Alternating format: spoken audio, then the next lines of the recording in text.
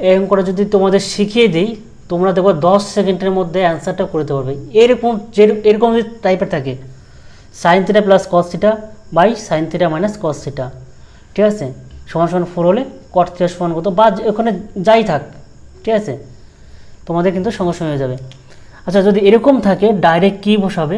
sign theta by cos theta সমান সমান, এটা হচ্ছে যোগ ভাগ প্রক্রিয়া, এই নিচে কিছু নেই মানে 1, ঠিক আছে, প্রথমে উপরটার সঙ্গে কি হবে, এই নিচেরটা যোগ হবে, মানে 4 + 1, আর উপরটার সঙ্গেই 4, নিচেরটা মাইনাস হবে 4 - 1, তাহলে কি হবে, tan theta, sine by cos মানে কি tan theta, tan theta is equal to কত হবে 5/3, ট্যান থিটার উল্টো কি,